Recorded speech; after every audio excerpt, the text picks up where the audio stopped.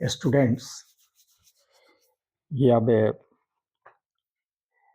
Rainbow book में दूसरा question लेकर मैं हाजिर हूँ। वह है इंडियन इंग्लिश पोइट्री।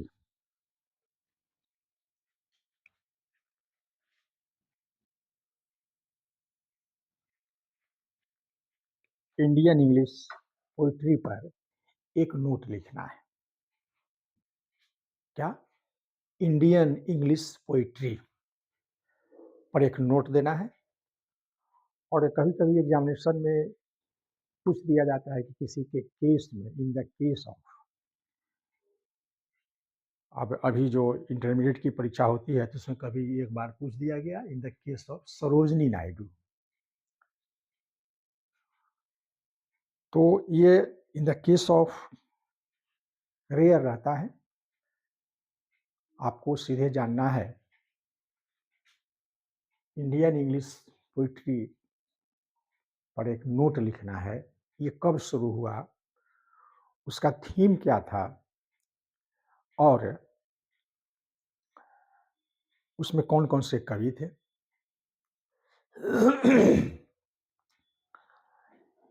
इंडियन लोगों के माइंड में भी ये बात आई कि हम भी पोएम लिखेंगे, हम लोग भी नॉवेल देंगे इंग्लिश में। क्योंकि इंग्लिश जो है भाई, ये मजबूरी है कि ये इंटरनेशनल लैंग्वेज बन चुका है और इंडिया में अंग्रेजी जो है सेकेंड लैंग्वेज के रूप में काम करता है। तो क्यों नहीं कुछ यहाँ का जो थीम है, Indian theme, past glory of India, patriotic feeling, ये सब जो है क्यों न दे करके पोएम लिखा जाए, कोई नॉवेल लिखा जाए। यहाँ भी क्या हुआ कि शुरू हुआ पोइट्री, लोगों ने पोएम लिखना शुरू किया। उसमें कुछ नाम मैं बोर्ड पर दिया हूँ और ये जो है कुछ लोगों ने तो नॉवेल दिया। नॉवेल, ये जो मुल्क राजानंद जिन्होंने लिखा द गाइड,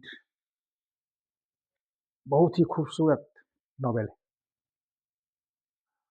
और इस गाइड पर तो फिल्म ही बनी हुई है, गाइड, है ना। देवानंद हेमा मालिनी का ये सिनेमा है द गाइड। पल भर के लिए हमें कोई प्यार कर लिए झूठा ही सही, है ना। तो ये जो है गाइड सिनेमा में देवानंद जी ने बहुत अच्छा रोल दिया, तो उस पर सिनेमा ही बन चुका है गाइड। तो पोइट्री जो है क्या है, ये लूज इमोशन होता है ऑफ थॉट। कोई उसमें बहुत हार्ड एंड फास्ट रूल नहीं रहता है ग्रामर का, ग्रामर के हिसाब से चलना है नहीं चलना है। कुछ वर्ड भी उसमें ऐसा डाला जाता है जिसका डिक्शनरी मीनिंग नहीं होगा, उसके सेंस पर देखना पड़ेगा। क्या?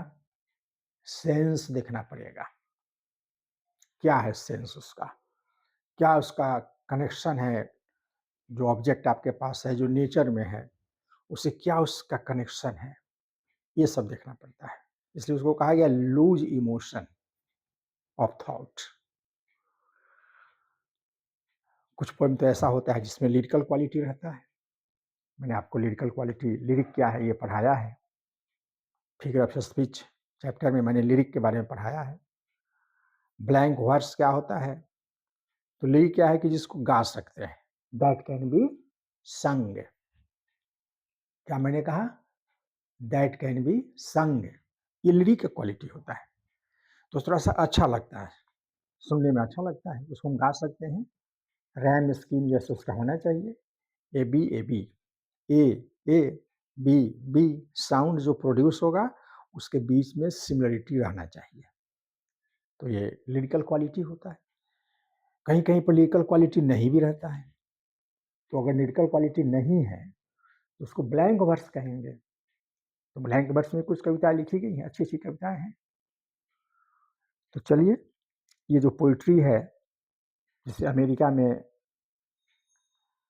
जब अमेरिका के लोग आज़ादी की लड़ाई लड़ रहे थे, उस समय भी क्या हुआ था, अमेरिका में पोइट्री लिखना, पोएम लिखना लोगों ने शुरू किया।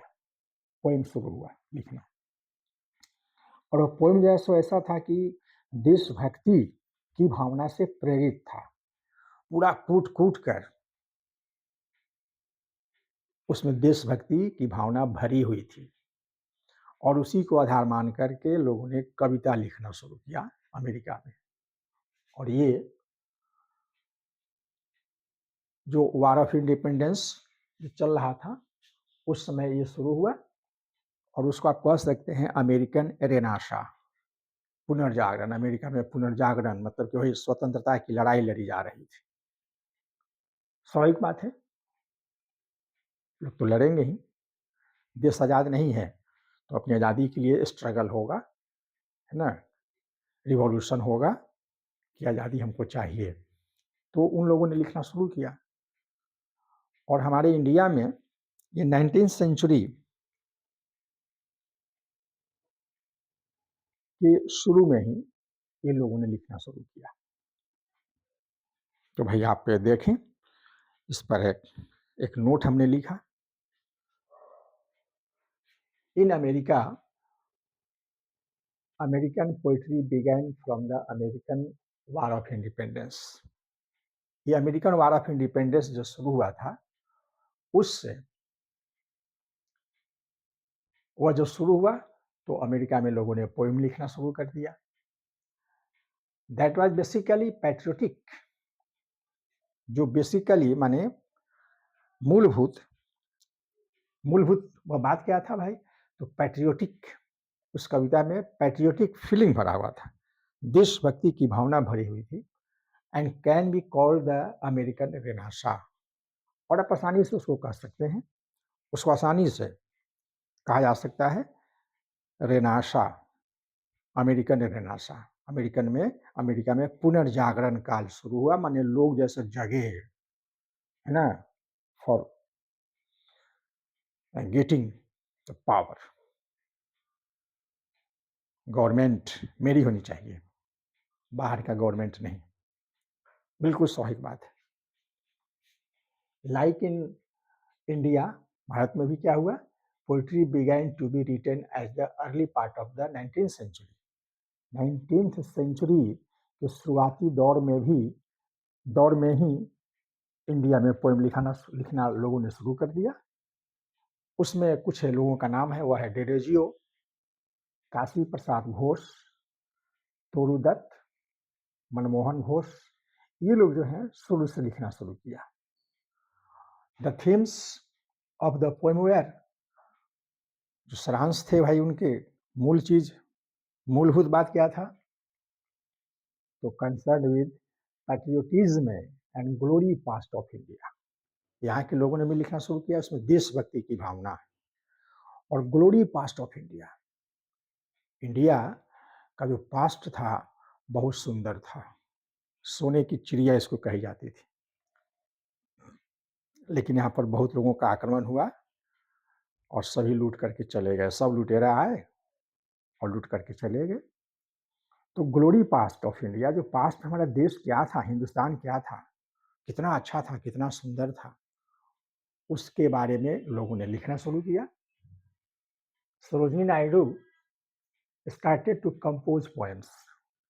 सरोजिनी नायडू ने भी लिखना शुरू किया, जिनको कहा जाता है she is called the nightingale of India. उनको नाइटिंगेल ऑफ इंडिया कहा जाता है। नाइटिंगेल ऑफ इंडिया, चिड़िया, बुलबुल चिड़िया जो गाना गाती है, उनको ये चिड़िया कहा गया, माने आवाज बड़ी मधुर, बहुत सुंदर कविता लिखती थी, तो ये नाइटिंगेल ऑफ इंडिया कहा गया। अब उनकी जो कुछ कविता है वह है village song, song of Radha and soul's prayer. कुछ कविता है जो reveal the real heart of India, real heart of India, Bharat का वास्तविक जो हार्ट है, उसके बारे में ये सारी कविता में आपको मिलेगा। Rabindranath Tagore in the Gitanjali and Arvind Ghosh in Savitri made moral and spiritual quest. इनकी कविताओं में भी क्या हुआ कि भाई गीतांजलि पढ़ेंगे आप, अरविंद घोष का सावित्री पढ़ेंगे, इसमें मोरल एंड स्पिरिचुअल क्वेस्ट है, मोरल नैतिकता की बात और स्पिरिचुअल क्वेस्ट अध्यात्म की खोज, आत्मा की खोज, उन लोगों का सारांश रहा। It was an attempt to restore the lost glory of India, और जो glory, whatever the glory that was available in India that was lost, तो अब उसको रिगेन करना है। क्या करना है? उसको रिगेन करना है, फिर से प्राप्त करना है। तो ऐसी ऐसी कविता लोगों ने लिखना शुरू किया। It was N attempt to restore the lost glory of India. Indian poetry matured in the latter part of 20th century, और 20th century के अंत में आकर के जो पोइट्री है, इंडियन पोइट्री, वह मैच्योर हो गया, माने प्रौढ़ हो गया, जवान हो गया, माने पूरा परिपक्व हो गया। Ezekiel, Ramanujan, Mahapatra, K N Daruwalla, Kamala Das transformed Indian poetry in English. इन लोगों ने क्या किया भाई कि अंग्रेजी इंडियन इंग्लिश को सामने लाया। और भाई ये जो कमला दास हैं, ये तो औरतों के पक्ष में, in favour of the women, she always talked, she composed, और उन्होंने तो यहाँ तक कह दिया कि ये जो हस्बैंड का जो हाउस होता है वो तो बिल्कुल क्या है, फुल ऑफ करप्शन, पूरा भरा हुआ रहता है भ्रष्टाचार से, डिससेटिस्फैक्शन वहाँ रहता है अपने ससुराल में। उनको लगता है कि डिससेटिस्फैक्शन है, ये क्या है, इनजस्टिस, अन्याय होता है औरतों के प्रति, और उनको अच्छा लगता है अपने मायके का घर, जिन्होंने क्या लिख दिया, माई ग्रैंड मदर्स हाउस, आपको याद होगा, माई ग्रैंड मदर्स हाउस उन्होंने लिखा।